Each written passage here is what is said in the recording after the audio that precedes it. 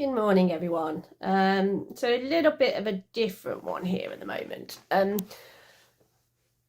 So on Facebook, I don't know whether any of you guys who follow our YouTube videos and things, so I did do a podcast with Louise Robson from Thoroughbred Dressage, who kindly asked would I be involved in having a chat with her about kind of what we do, why we do it and things like that. So yeah, I was a bit nervous about doing it because I wasn't sure how people would take my thoughts on things, especially because I do like to kind of put out there what I think, whether right or wrong, that's how I feel about certain things. And I'm very passionate about trying to, in every way possible, make sure that the horses, when they leave racing, are given the best chance and opportunity to move on to a very fulfilled life, and make sure that they're placed in the right places. So yeah, I know what I'm like when my kind of mouth runs away with me a little bit, so I was really nervous about it. Anyway, did that all kind of seemed to be taken really well by people, so I was really pleased. Had a little bit of a rubbish morning the morning after. We have a horse who, unfortunately, he will be put to sleep. There's nothing we can. He's coming on rehab, but there's nothing we can do to help him anyway. That's beside the point. My point is, while I was kind of chatting to the owners about, obviously, where we go from here, and it always upsets me for whatever reasons we lose horses, and we have to say goodbye to them. It really does upset me. He's only been with us for a while, and we adore him as much as we adore all of them. But again, the good thing is that we can give them the best possible send off when the time is right for them. Anyway, again, moving away from that, I had my computer on, and a few posts were popping up here and there, like the usual ones. I'm having issues with my thoroughbred. I'm this, that, and the other. So asking everybody on Facebook what they obviously thought was the problems, and I just kept seeing, I don't think there was probably maybe one comment that disagreed, but pretty much everyone was like, well, you need to get the horse x-rayed, it's obviously broken, it's obviously in pain, it's obviously this, it's obviously that. And it just kind of got to me a little bit because I was already having a bit of a downer, and I just thought, we've got a lovely horse that we're having to say goodbye to, doing everything possible. And there's horses out there that are kind of, struggling in their new lives when their new lives should be new beginnings for them, because they don't understand. They've suddenly been thrown out there with people that don't understand them, don't realise that, how differently you have to sometimes ride these horses. And how they're so sensitive, they really are, and they can get upset so easily when they don't understand things, and this is where a lot of the issues come. But obviously I'm talking absolute bullshit, aren't I? I know nothing what I'm talking about, and we should just get them all x-rayed, find out that there's something wrong with their backs, and then just slice and dice them, and this fine. Having been in a situation where I myself have back issues and stuff like that, many years ago, I always remember I was in quite severe pain for a very, very long time. And it came on suddenly. I had an accident, and it got to the point where I was ready to do anything possible just to get rid of this pain. And the doctors, I always remember them saying to me, I don't want you to go down the lines of surgery. We could do surgery. We don't want to go down the lines of it. There's a lot of complications involved. There's a lot of rehab afterwards. You might not recover fully from it. The best thing to do is work through it, and try and build as much support around the areas and issues that we need for you to be able to kind of manage. And it's not about managing pain as such like that and sweeping it all under the carpet. It is about becoming stronger physically, in the places that we need to, and adjusting how I was going to be kind of looking after myself. And it's the same in a way with animals. We can go down the lines, and we can snip things and shave things and do all sorts. But ultimately, the problem a lot of the time then is the owner and the rider is still no more aware of the damage that they've been doing in the first place. So what happens is, you do all of this, you do all the rehab on the groundwork, you do all of those things, but then the rider gets back on, still rides the horse exactly the same as they were beforehand. The horse still goes the same way. Hey ho, there's still an issue. So my theory is, and okay, I'm going to get, flung out there where a lot of people will say, oh no, you don't know what you're talking about. Of course I don't. I listen to the animals. I'm sorry. I listen to the animals. I'm not listening to other people. I listen to them. They're the ones that tell me what's going on. And,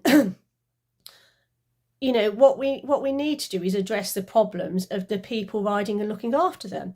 But of course, I can't say that, can I? Because, how can you tell someone that they're looking after their horse wrong? And I don't want to tell people that. I don't, because we all look after things differently. We all ride them differently. But there has to be an understanding of how we do actually realise that we have a racehorse. You can't just miraculously turn it into a riding horse. Yes, some people get lucky, and you have horses that come straight off the track, you get on them, they drop their heads down, they trot and canter around beautifully, they'll pop a course at fences, they'll go for a hack. They're just the perfect ultimate all-round horse that has done everything. Some are more schooled when they're in racing, some are hacked out more. So, and you also get people, oh, I've had one racehorse and retrained it, so obviously I can retrain any of them. And that's where I see a lot of it actually. They've got lucky with one, and then they have another one, they're like, well, this one's a little bit trickier. And it's like, they're all different. I mean, we have like 60 odd horses on the yard. There is not one horse that is similar to the other. And never in my life have I ridden two horses exactly the same. Every single horse that we get on here that comes into us for retraining, restarting, rehabs, whatever we do with them, I do not ride any of them exactly the same. The theories behind what we do are quite, similar, but I have to adapt everything to the different horses. And this is what I always say to people: you've got to learn to ride the horse. The horse is going to teach you how to ride it. But so many people are like, well, it's not doing what I want. It's not doing this, so it's got to be a pain issue. I mean, come on, when are we going to wake up and realise, actually, the reason it's not doing it is because we're asking the wrong questions of them. We're trying to give them the wrong signals. You have schoolmasters that people want to go and ride. These horses are not going to go for you like they go for their professional riders all the time, because they have the certain buttons that touch, that work, that things. So you put a complete novice or amateur rider on a very well-trained schoolmaster, unless you are told how to ride that horse, you're not going to get the best out of it, because you don't know what you're asking the horse to do. Now, come on, it is exactly the same for these racehorses, except the thing is, they're not trained. They have no idea, most of them. They don't know what your legs are. They don't know what asking them to bend this way and that way is. They don't understand the inside bend, the outside bend, the leg behind the girth. They don't have a clue. Sit your bum in the saddle, put your shoulders back. It is so alien to them. And as I said, even just the weight of the rider is so different to what they're used to. And the saddles, people say, do we have an issue with changing them into GP saddles? No, I put a GP saddle on, I do the girth up, I get on and I ride the horse. Some may react. I mean, we have had some where we've put a dressage saddle on, but we're looking at different girths, sitting in different positions, things like that. The saddle is going to put a rider in a different position, and we have had horses get uptight about those, but not if you put the GP on. My saddle, my girth's quite loose. We do things, and I guess I don't even know where I'm going. So yeah, this Facebook post that I put out there. And I've got to say, honestly, thank you from the bottom of my heart for all the support, because I was seriously worried that actually people were going to take it the wrong way. But it was refreshing to know that people went, actually, this makes sense. What you're saying actually makes sense. And I quite often say to people when they're starting the racehorses or they have lessons with me, whatever you'd usually do, think about doing the complete opposite, because that sometimes works. They're so different in what we do with them and stuff. But yeah, my point going, the support has been absolutely amazing. I honestly didn't expect it at all. I thought I was going to get shot down. And I have been by a few people. And it's quite interesting to see that those people, there's been a handful of them that are professionals themselves in whatever way. And horse trainers, and they're like, well, no, you're trying to say that we should work a horse through pain. It's like, oh my god, did you not read the post?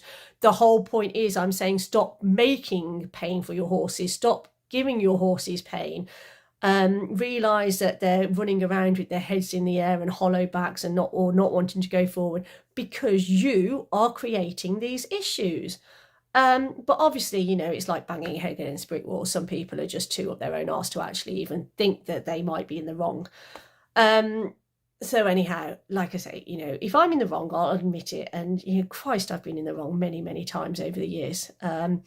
And you know what? Do you know why I know I have? Because the horses have told me so. And I've listened to them. And had I not listened to them, I probably wouldn't be sat here today talking to you, because I learned a very long time ago to listen to what they are telling me. And I like to think I have quite a good idea now of what's going on with them. Usually I get a feeling before I even sit on them as to kind of where we're going. And, you've got to look at the bigger picture. We've just got to be open-minded. And I think that we need to help these horses and the people that want to rehome them as much as we possibly can, because the whole point is, we want, when people take on a former racehorse, they don't want there to be an issue. They want to be able to do it. But let's just be realistic about it, guys. I mean, if you think that you're going to struggle, then get some help before. Or get some help as soon as it happens, and get the right type of help. I mean, I always say to people, when we sell our horses, I say, look, I'm on the end of the phone, drop me a message, any issues, come back to me. But, time and time again, I'm still the last person that they come back to. It's like, yeah, I was having an issue, so I spoke to so-and-so at the end of the barn, or I spoke to this instructor, or I spoke to that person, or I got the vet to have a look at it, or I got this. And it's like, why didn't you come back to me? That's what I'm here for. I'm not saying that I can be there 24/7 and answer everything and stuff. But ultimately, I know the horses I'm selling. I've worked with these horses. I know the ones. We've produced them, so I know what makes them tick. I know what works for them. I know what doesn't. And maybe in a way, when I sell them, I should be a little bit more particular, where I have people have a lesson with me, a proper lesson with me, before they actually take the horses away or things like that. So I can kind of, because people come and they try them, and it all goes really well. And it just made me think about a comment that a vet made on our posts. And she said, how well produced and a great place our horses are when they leave us. And the worrying thing is, are people going to be able to maintain that for them? And it just got me thinking that actually, I do the very best. I match the people as much as I can to the horses, but there is still so much more that, how can I help the horses carry on after they've gone? And there have been some really disappointing outcomes with a few of them. And it's made me a little bit more wary of who I sell them to. Because, at the time, I think I've got it right. And then suddenly the people decide, actually, they want to do a bit more. Well, you bought that horse for a reason that actually just was going to hack, or it was just going to go in the school and not hack. There's reason I sell them, because I know what jobs they're going to suit. Don't go changing the goalpost then once you've bought them and things like that. It's not always going to work. Or if you do want to try, then obviously, they're still at the very early stages when they leave us. Just do it properly. I'm rambling, I think, aren't I? I don't really know. I guess I've got the Facebook post up, I've done the podcast. I just wanted to put this out there, something now on our YouTube channel. And what I do want to try and start doing is, we're flat out now with Christmas. So we're going to pick up on all the viewings in the new year and things, and we've got some nice horses booked in for retraining. I am going to try and start doing some more training videos that we do in all different ways. We've done quite a few videos recently of, days on the yard, what we get up to, what we do, because I thought that was quite nice for people to kind of see, the horses on the yard on a day-to-day basis, because a lot of people only see them of what I put up on the videos or when they come to try them. But I want you to be able to see us for what we are, and the lifestyle we give them, the reason why they're so chilled and they're so happy, how we do the retraining. So come the new year, I do want to do a few more training videos and things, so keep an eye out. If there's any particular things that people want to specifically see, then give me a shout. I mean, what I'm looking to do is, the very start, the very basics, and that, because that's it's those initial stages that you kind of need to get right. As you go further along for your training, then yeah, you can go to normal riding instructors and things like that, and they'll be able to teach you. But it's these very, very early stages of the horse, from the moment they step off the truck after they've come out of racing to the moment that they kind of go into the school for the first time, go out on their first hack out of racing, even to just going in the field the first time. It's a big, big deal. So I think there's lots to cover, lots, and I don't think we get a chance to cover it enough, and I don't think it does get enough coverage. I think there's more help out there for the people with the more established racehorses, but we need to do the initial stages. They're so important. And again, I love working with the trainers that we work with, because they send their horses to us because they know that we'll put the time, the effort in, and the dedication to make sure that we find them the right homes. And they come to us because, they're a racing yard, ultimately. When the horse is finished and they're retired, they have other racehorses waiting to come in. So come on, racing industry, wake up. There has to be more of a stopgap for these horses coming out of racing and then going to their new homes. And that's what we do. But, I'm working off my own back here. It's hard work. And we, as retrainers, should actually be seen as, as an important role in these horses' lives, as one, they're in training with racehorses, with the racehorse trainers. For me, the ultimate ideal situation that we see is either racing yards can do the in-house retraining themselves, maybe we go in there and we educate some of the staff how to ride differently, to do those type of things, to do the retraining, to help them. Or the racehorses move to a retrainer's yard so they can be assessed properly and make sure that they go out. Now, it frustrates me because the racing industry that we've been involved with over the last couple of years that are supposedly sorting all this out are basically saying that, they're still working on it. There's still a long way to go. I mean, come on, how hard can it actually be to kind of get this going now? We've been talking about it for years and we're still not moving forward from where we were 2 years ago. That's it. It's just, there's all empty promises out there, and they can put all the paperwork out and tell you all the things that they are doing, but realistically, what are they doing? There's still horses getting chucked out. There's still welfare cases. There's still people taking them that don't have a bloody clue what they want to do with them. There's still people taking them and then selling them for an extra 500 quid, an extra 500 quid, an extra 500 quid, and they get passed around and passed around. It's all saying, oh yeah, we want to, make sure we know where these horses are for the rest of their lives. But what kind of lives are we giving them if we just chuck them straight out onto the streets? It's like, our army, the people that are in the forces, when they retire and they're just, oh, there you go, thanks for your service, off you go and live on the streets. Come on, let's pull ourselves together and actually get sorted here. There is enough money in the industry somewhere to be able to start funding and helping places like us do this, and helping more of the horses. There's got to be, and it's all very well putting it into the high kind of, yeah, we support them for the rest of their lives. You need to support them in the very beginning. You need to support them, and they leave racing in the very beginning. I'm not saying that racehorse owners should be responsible for them for their entire rest of their lives then. Some want to be, and some are, and that's amazing. We have some absolutely fabulous owners with us who've had their horses in training. They've kept them, they're either retired in the fields with us, or they go out and they do competing, and they just, they just have the best lives, and the owners are still taking responsibility for their horse. And there are more that can do that. There are so many more that can do that. But equally, if they are sold and rehomed, then, I'm not saying that they should then be involved and have to support the horse for the rest of it. They've been rehomed. But what we have to do is accept that there's an issue, and we need to give these horses the best start. So we need to be able to do it so they're retrained and we can get them in the right homes.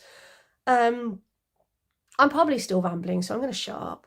But anyway, if you haven't seen the Facebook post and you haven't seen the podcast with Thoroughbred Dressage, then please head over to our Facebook page, Mill Stables Retraining Racehorses, and have a look on there.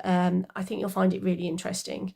And let me know kind of what things I can do to kind of show you guys the start, and what we can do to help. And if there are things, we've got lots of little training videos on there already that we've done quite a while ago, but it'd be nice to try and get something going a little bit more. So yeah, drop me a message and let me know. What I don't want, I don't want someone saying, oh, I want to know how to kind of do half pass across the school on my racehorse. That's not where I'm at. That isn't, that's not me. I'm at the very, very beginning of the start of your journey. And, that's where I know what I'm doing, and I want to be able to help you guys do that. So yeah, it'd be interesting to see the thoughts on this one. I'm opening up a whole can of worms, aren't I? But you know what? We're fast approaching a new year. So let it be that 2025 is when we all get our bloody arses in gear and get something done for these racehorses. Let's get it sorted.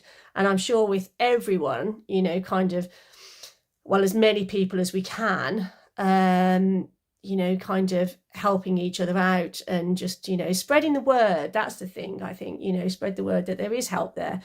And yeah, we can make the lives so much better for them and so much easier for us. Happy horses, happy people. So yeah, anyway, I hope you've enjoyed my other rant. I don't know. But yeah, please, keep following us on all our social media channels, keep watching our videos, keep subscribing. The more I can do, the better. I just want to know that people kind of are benefiting from it as well, because if it's a complete waste of time, then I'll just stop, because I've got plenty of other things to do.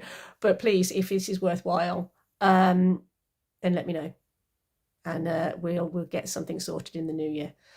Thanks for watching, guys, and please do keep supporting us, and give your racehorses a big hug and just listen to them. Start the new year kind of with a bit more of an open mind. They are the most amazing, fantastic horses that you could ever wish to meet, and it's not about them learning from you. You will learn from them. Right. Anyway, I'm going. Bye for now.